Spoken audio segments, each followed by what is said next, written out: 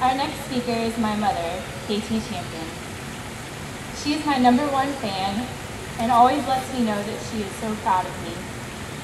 My mom is my role model and my inspiration to be the strongest woman that I can be. I'm incredibly proud of her for sharing her story tonight. Thank you.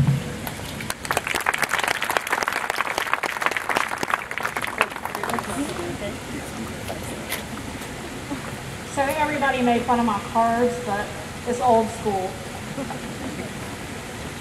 Thank you, Julie, for that introduction. This is, without a doubt, a once-in-a-lifetime experience and a full circle moment for me. To come from my history of abuse as a child and as a teenager, and to be here now with my own daughter in charge of this event is a true testament to the resiliency of the human mind, spirit, and body. My successful, though bumpy journey through this process is proof that healing is possible. Julie, I'm very proud of you and all that you have accomplished. I'm very proud of your leadership skills that you have shown that have culminated in being recognized nationally as one of the top 12 leaders in action, for being the first straight ally president of GT Pride and the It Gets Better video. You're leaving Georgia Tech a better place. I am so thankful that you could plan and run an event that is so near and dear to my heart. Thank you for asking me to speak. Thank you also to Georgia Tech and the Women's Resource Center and the Take Back the Night committees for having me at this event. I sat in the front row last year at my first Take Back the Night in 29 years. I was awed and frankly just blown away at the courage of the young men and women who spoke. I am honored and humbled to be standing here before you this year. I have had many years to heal and reflect on my experiences, and I would like my message tonight to be one of hope. I want everyone to know that surviving, recovering, and even thriving after such degrading, demeaning, and life-threatening experiences is possible.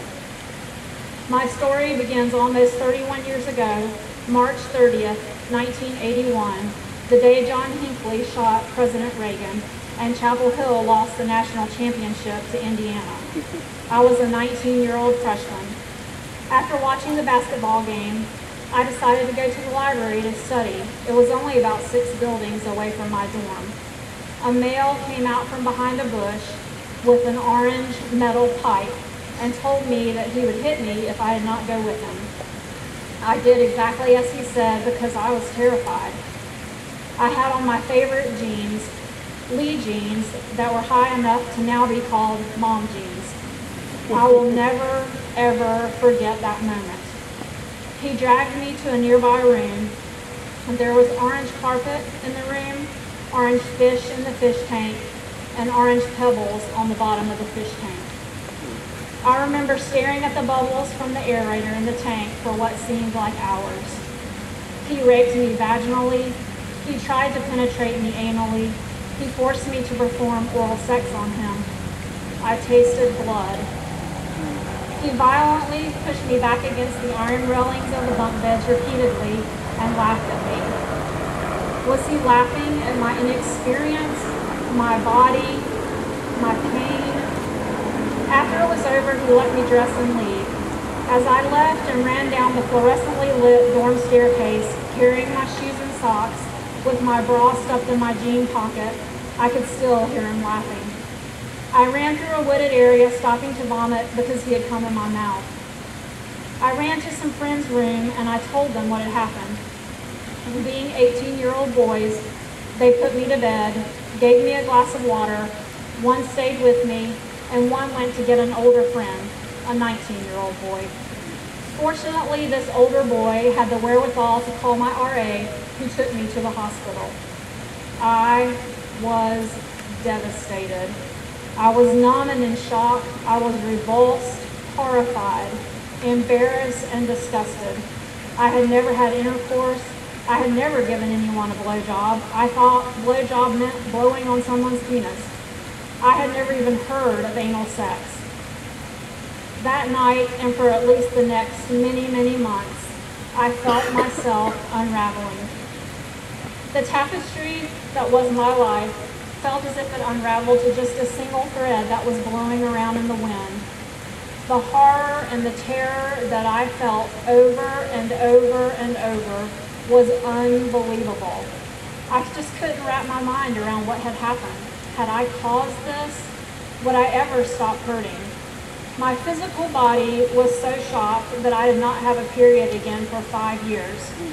At first I thought I was pregnant. What would I do? Who would I tell? Did everyone already know? Could they tell what had happened by looking at me?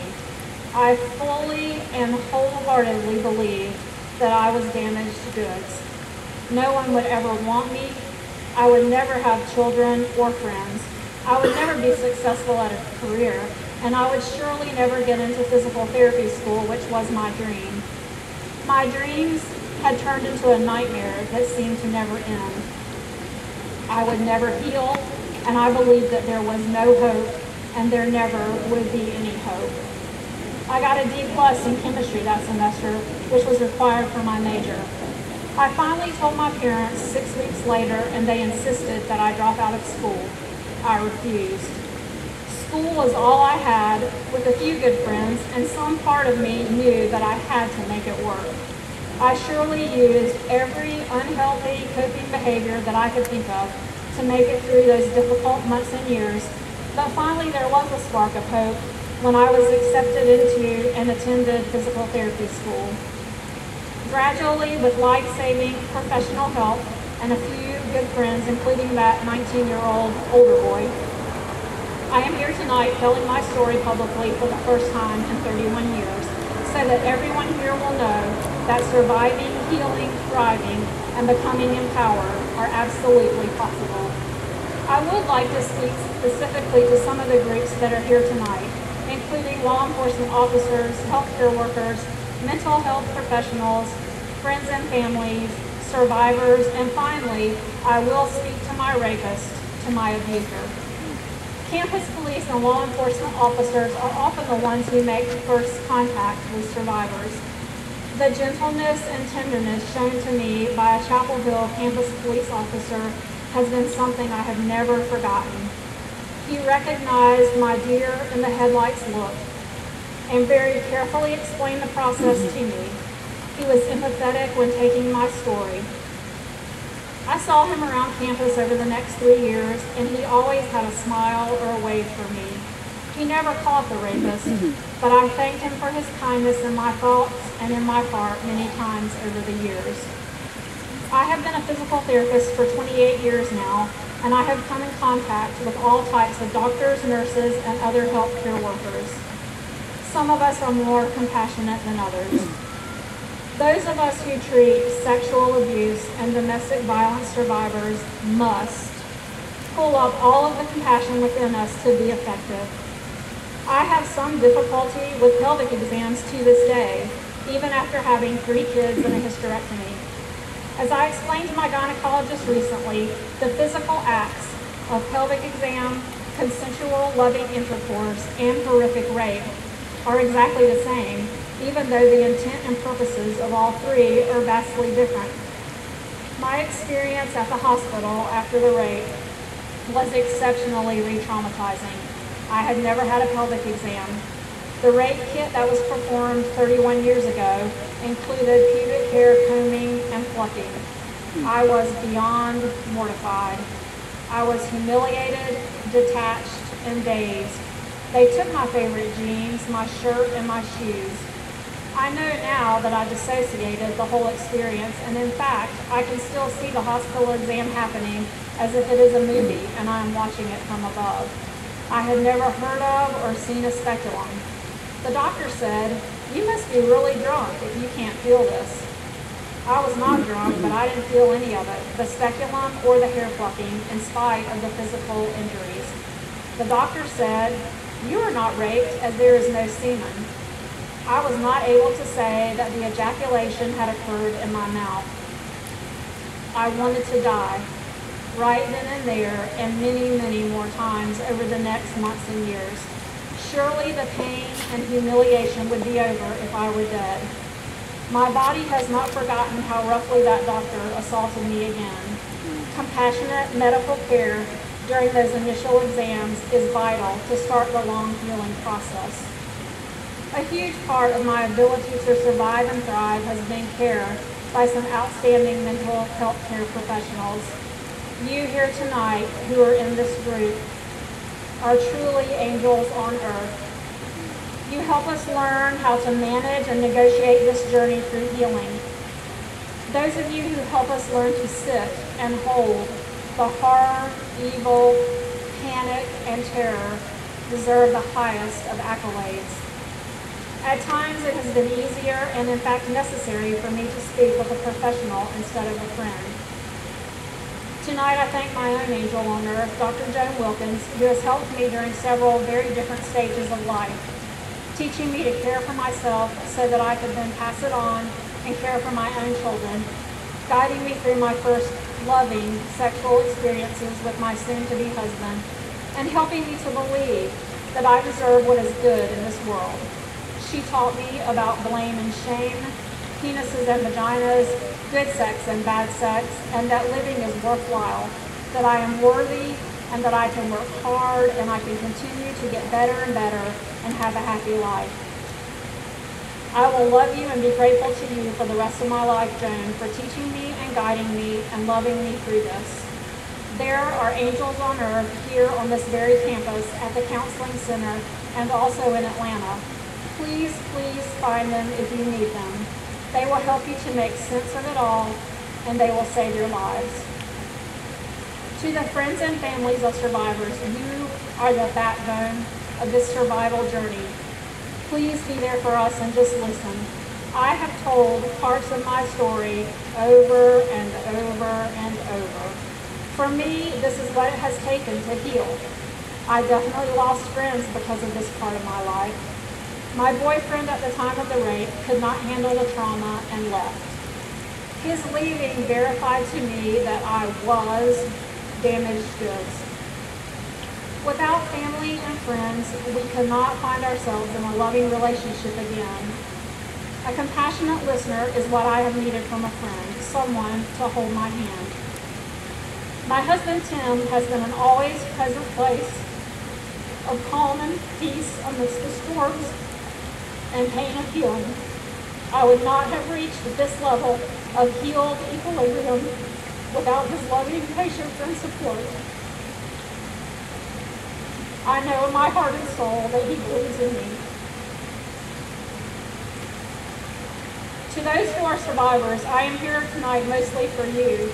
I really am just a mom and just a PT, and I have never spoken to so large an audience. But I felt strongly that speaking tonight was something that I had to be brave enough to do.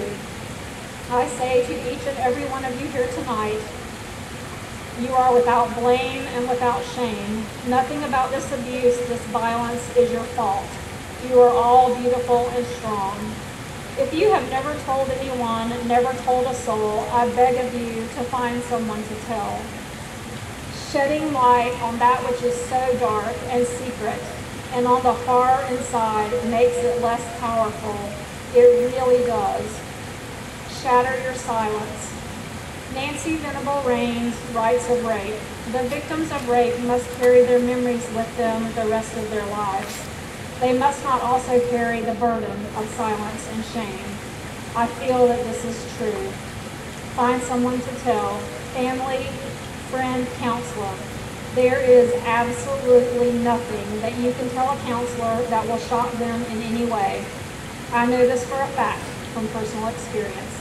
They have heard it all, and they can help you learn to say it if you do not yet have the words for telling your story. After I told my parents, with the exception of my dad coming to campus to meet with my academic advisor to get me to drop out of school, they have not spoken of the sexual assault again to this day, nearly 31 years later. They were not and are not safe people for me.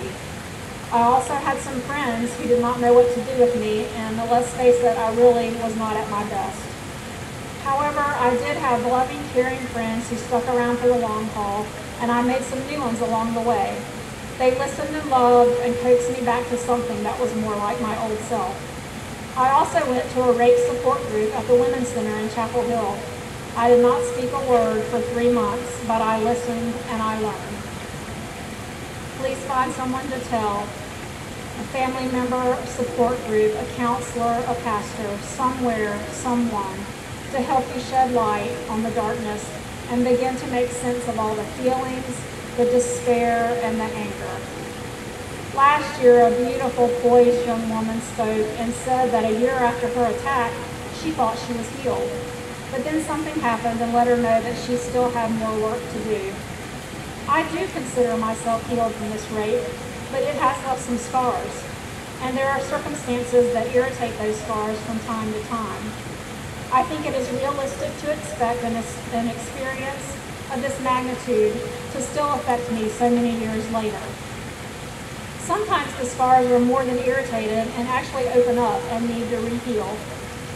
When I was pregnant with my daughter Julie, I just knew that she was a 6-pound blonde little boy because I was afraid to have a girl. Surprise to me, when she was an 8.5-pound dark-headed baby girl, I vowed to myself right then and right there on that hospital birthing table that my rapist and my abuser had had enough years of my life and they were not having hers. Of course, I was given a child that was born ready to run for office, be in charge, and travel. Being a good mom to her meant letting her go even if I was terrified. She would pack her pink rolling suitcase to go somewhere, anywhere, she didn't care, before she was even potty trained. I tried to teach this spunky little girl about strangers because I was afraid of them. Once on an elevator when she was 3, she asked if the lady next to her was a stranger. I said, yes. She said, can I talk to her anyway? And then proceeded to tell this stranger where babies came from. My scars were irritated. Surely there was a molester at the babysitter's. I was terrified when I left her at kindergarten. Girl Scout camp was rough because the woods had a lot of room for bad guys. How would I ever let her drive a car alone? Soon, too soon, she was a senior in high school, which meant she would soon be a college freshman, the same age that I was when the rape happened. It felt as if a nightmare was coming true. Did I have to let her go? Could her dad just homeschool her? What if she went to Carolina? What would I do? I vetoed Furman, too many bushes and too deserted. I was so relieved that she didn't like Furman and didn't want to go to Carolina. But she did like and pick Georgia Tech in downtown Atlanta, where I thought surely there was a rapist behind every telephone pole and at every MARTA stop. To this day, I can take you to the exact spot where I left her on the sidewalk between her dorm and the music building. And then I cried for 9 hours. But this is where the rapist, the abuser, does not have power over me, because I did let her go to school, to camp, and she drove a car alone, and she continues to live her life. I let her twin brothers play outside alone and go into men's bathrooms. I let Julie go to France. I sent everyone to governor's school, summer camps, and programs. This fall, I will send my boys to college, and in May, Julie will graduate with honors and move to Wisconsin. This is what moms do, and I can do this too. Parenting Julie and her brothers has irritated my scars, but it has helped me to heal more deeply. I do still have nightmares sometimes, and I will probably always struggle a bit with public exams, but I have a choice about how I live my life. Rape-related issues come and go less frequently now, but they are still a part of my tapestry. This is realistic healing for me. I am healed. I am healing. I was not and am not damaged goods. I dated. I have a successful career. I raised 3 kids. I like to camp, hike, do yoga, kayak. I married that 19-year-old boy.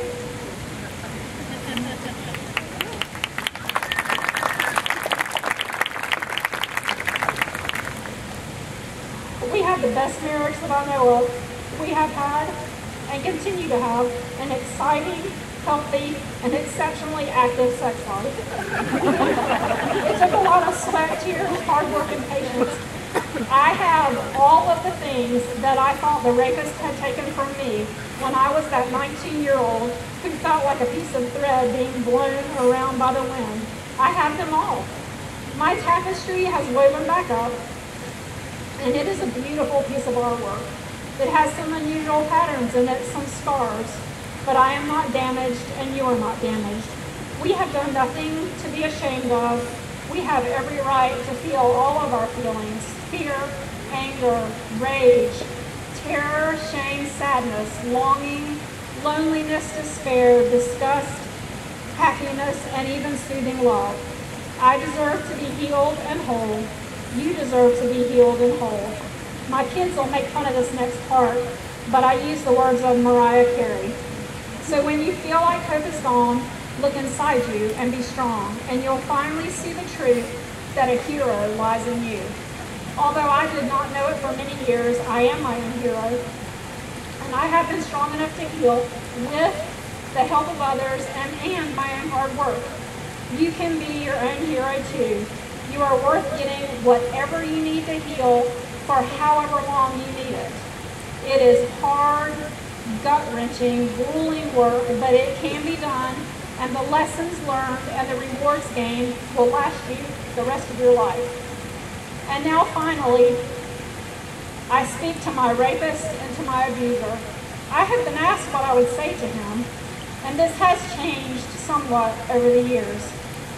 Initially, when I felt so deeply wounded, I wanted to know, why me? What did I do wrong? Did I have a rape me sign on my back? Why did you laugh at me? Was I too hairy, too fat? Were my labia too long? What was wrong with me? Why did you destroy my life? Why did you break me?